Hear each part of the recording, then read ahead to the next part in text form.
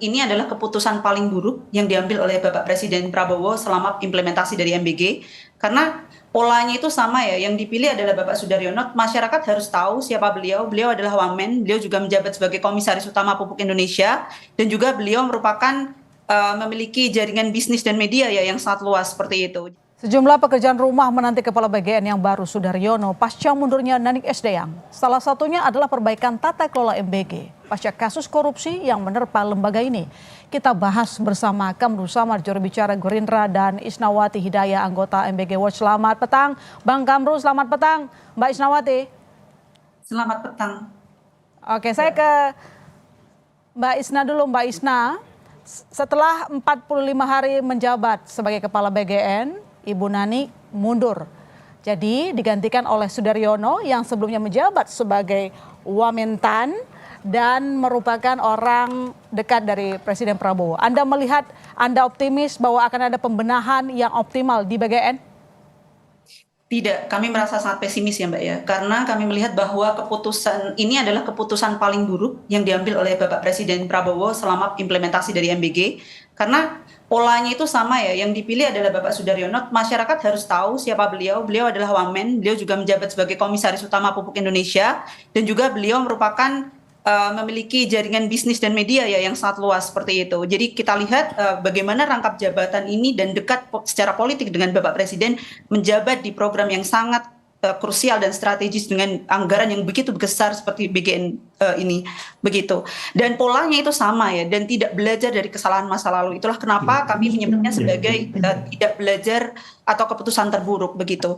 Karena yang pertama, pemilihan Dadan Hidayana tidak berdasarkan meritokrasi atau kepakarannya begitu, dan itu ada dugaan korupsi yang melilit beliau begitu. Dan kemudian ada Nanik Sdm, meskipun beliau saat ini mengundurkan diri, tapi faktanya beliau gagal melakukan evaluasi dan audit selama libur sekolah setelah menyebabkan banyak sekali polemik, SPPG yang ditutup selama 2 minggu tapi tanpa tangible output seperti itu. Iya. Dan sekarang Mbak Sudaryono seperti itu. Oke, Bang Kamru, tadi Mbak Isna mengatakan bahwa tidak optimis akan ada perbaikan setelah Bang Sudaryono menjabat sebagai Kepala BGN. Jawaban Anda? Ya, saya kira kita beri kesempatan orang bekerja ya. Tidak pantas dan tidak patut kita mengambil kesimpulan sebelum bekerja. Dan kalau kita lihat 44 hari Bu Nani bekerja, memimpin BGN bersama tim secara kolektif kolegial, ada beberapa langkah maju yang signifikan dilakukan. Misalnya menemukan 414 SPPG yang belum beroperasi tetapi telah menerima pencairan dana.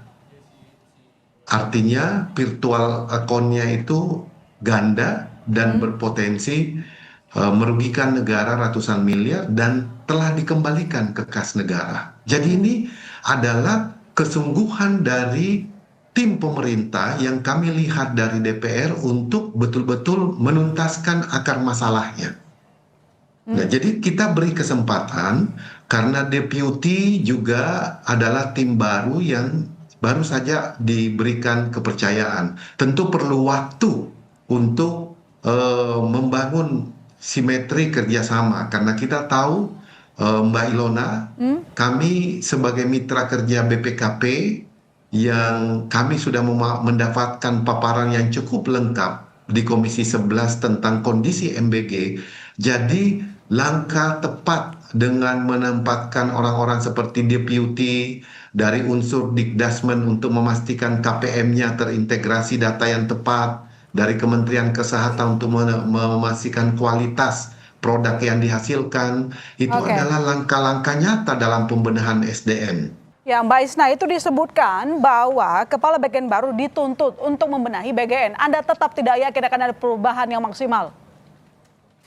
Tidak ada perubahan yang maksimal, itu tetap yang menjadi keyakinan kami ya. Yang pertama adalah yang menjadi masalah itu bahkan anggaran pun belum jelas saat ini, masih dikaji. Terus juga SPPG masih disisir, terus penerima manfaatnya belum jelas. Bahkan ada SPPG yang memiliki banyak konflik kepentingan begitu. Itu belum settle, tapi MBG terus digenjot, terus dilakukan, anggaran terus terserap seperti itu. Dan Pak Sudaryono ini memiliki latar belakang di mana bisnis, media, dan kedekatan politiknya sangat erat ya. Jadi kami meragukan bagaimana beliau bisa independen untuk menjalankan MBG ini begitu. Jadi masyarakat sipil tetap akan fokus bahwa kita harus stop MBG, kita perlu bubarkan BGN dan SPPG karena BGN ini adalah lembaga baru yang terlalu mahal. Jadi program pemenuhan gizi harusnya dilakukan oleh Kementerian Kesehatan tanpa menghamburkan anggaran seperti saat ini. Jadi apa yang Anda baca dari perombakan pejabat, ada 5 pejabat baru dilantik kemudian mundur kepala BGN Nanik digantikan oleh Sudaryono. Apa yang Anda baca?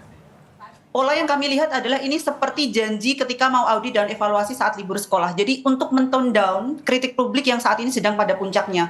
Karena ketika Bapak bilang Bu Nanik baru 45 hari, kita tidak bisa melihat seperti itu, tidak bisa fragmented. Kita sudah 1,5 tahun lebih melihat MBG menghamburkan anggaran programnya carut-marut. Jadi masyarakat itu sudah capek, sudah lelah, bahkan kami menyayangkan anggaran pendidikan juga digunakan untuk MBG ini, begitu. Hanya sebagai tool down katanya Bang Samad. Enggak, jadi menurut saya justru BGN ini, MBG sekarang menjadi faktor penggerak ekonomi di desa-desa Mbak Isnawati. Kemudian telah membuka lapangan kerja yang cukup signifikan. Signifikan berapa Bang Samad? Mungkin dikasih tahu datanya. Dampak ekonominya berapa? Datanya 27.000 SPPG dikali 47 orang tiap SPPG di luar kepala SPPG, di luar ahli gizi dan akuntan. Jadi itu lapangan kerja yang nyata dan real yang tercipta. Bagaimana mungkin kita menjalankan program ini yang sudah diterima manfaatnya, dirasakan manfaatnya secara baik untuk keperluan gizi maupun untuk lapangan kerja dan ekosistem supply chain-nya sudah mulai terbentuk, Mbak Ilona. Supply chain-nya itu terbentuk maksudnya gini, masyarakat lokal sudah mulai membuat bioflok untuk menyuplai ikan, menyuplai sayuran, dan seterusnya ke SPPG itu. Jadi ekosistemnya sudah terbentuk. Saya ingin mengundang Mbak Isna jalan-jalan ke SPPG misalnya di daerah-daerah terpencil, misalnya Cianjur bagian selatan. Ya kan, yang kira-kira kalau naik mobil 9 sampai 12 jam dari Jakarta melewati 2 sampai 3 gunung. Nah, supaya bisa melihat, merefleksikan apa yang terjadi di desa-desa terhadap program ini. Yang berikutnya, betul ada masalah korupsi, ada masalah tata kelola, ada masalah kualitas yang harus terus dijaga. Ini tanggung jawab BGN di bawah pimpinan yang baru untuk membuktikan bahwa hal tersebut tidak akan terjadi lagi. Baik, nah, anggaran untuk tahun ini sudah clear, sudah disiapkan karena sudah ada di dalam APBN, Mbak Ilona. Yang dibahas itu adalah anggaran 2027. Masukan dari masyarakat sipil sangat penting. Tuntutan teman-teman itu sangat penting. Dan itulah menjadi suara yang harus didengar oleh pemerintah. Kami setuju itu, Mbak. Oke, baik. Mbak Isna, tadi disampaikan ekosistemnya sudah terbentuk. Ada dampak ekonominya juga. Jadi secara tidak langsung, ini Pak Bang Samad mau bilang bahwa tidak mungkin mengubarkan BGN seperti yang Anda tuntut barusan. Oke, jadi kalau kita lihat ya Mbak ya, ketika Bapak mengatakan bahwa menciptakan lapangan kerja dan lain sebagainya, koalisi masyarakat sipil juga kami melakukan riset ya begitu. Kalau ada korelasi antara ekspansi SPPG dengan harga pangan lokal begitu. Ketika SPPG semakin diekspansi, harga pangan lokal akan korelasinya akan semakin naik begitu. Dan untuk 1,19 juta ya pekerja di relawan SPPG seperti itu, Bapak juga tidak boleh menutup mata bahwa banyak sekali yang kehilangan pekerjaan. Dari kalkulasinya ada sekitar 1,9 juta dari toko makanan atau warung-warung sekitar di bidang makanan dan minuman ya, toko kelontong kecil seperti itu yang harus bersaing dengan MBG seperti ini. Kita tidak boleh menafikan ke bagaimana mereka sulit untuk berjuang juga seperti itu, Bapak. Bang Samad mungkin bisa direspon? Menarik. Itu yang disampaikan Mbak Isna itu terjadi di 3 bulan, 6 bulan pertama MBG tahun lalu. Berarti sekarang udah nggak ada masalah, Bang? Sekarang toko-toko lokal, pedagang lokal, justru mereka menjadi penggerak supplier untuk masuk di SPPG. Ini udah berbeda. Coba turun lagi deh, berbeda. keadaannya sudah berbeda, termasuk yang mengelola kantin-kantin sekolah juga sudah Oke, terlibat. sebentar Bang Samad, Itu, saya coba ke Mbak Mbak Ilona. Isna. Mbak Isna, Anda punya data apa yang tadi untuk mengonfirmasi bahwa UMKM maupun IKM itu terdampak buruk dari proyek MBG? Kami menggunakan data dari BPS juga ya Mbak ya. Kami melakukan kalkulasi itu, bahkan kami mengkoleksi harga pangan tingkat lokal seperti itu dan mengkurasi data SPPG, dan kami merunning beberapa model ekonometrik di situ untuk mendapatkan hasil itu. Jadi ini sangat robust dan bisa dicek atau direplikasi oleh orang yang lainnya. Dan ketika Bapak mengatakan saya kurang turun ke lapangan seperti itu, kita tidak boleh melihat hanya sporadis seperti itu, karena kita harus melihat dari kacamata yang besar dengan anggaran sebesar itu, beneficiary sebanyak itu, Bapak. Kita juga harus melihat bahwa ketika tadi disebut bioflok, tapi kita lihat banyak sekali makanan yang menjadi sampah, potensi kerugiannya mencapai 1,27 triliun per minggu, begitu. Karena makanannya tidak hygiene, bergizi, dan jadi juga Mbak Ilona, rasanya apa tidak yang sesuai. disampaikan ini adalah sebetulnya framing yang tidak memiliki dasar. Jadi sayang sekali kalau intelektual kita, intelektual muda ini membangun framing triliunan setiap hari jadi sampah. Aduh, sedih sekali. Saya jujur aja di Provinsi Bangka Belitung saya turun, di Provinsi Kalimantan Tengah saya turun, di Provinsi Kepulauan Riau saya turun, yang pulau-pulau, di Provinsi Jawa Timur saya turun, di Provinsi Jawa Tengah saya turun, di Jawa Barat apalagi Mbak Ilona.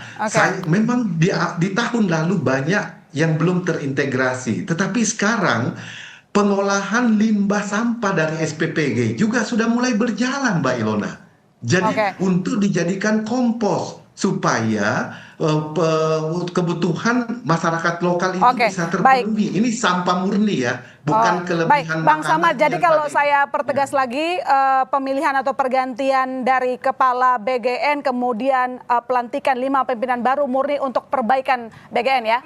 Ya, ini komitmen pemerintah untuk terus memenuhi harapan publik, Mbak Ilona. Baik, terima kasih Bang Samad, terima kasih Mbak Isna telah bergabung di Kompas Petang. Sampai ketemu lagi.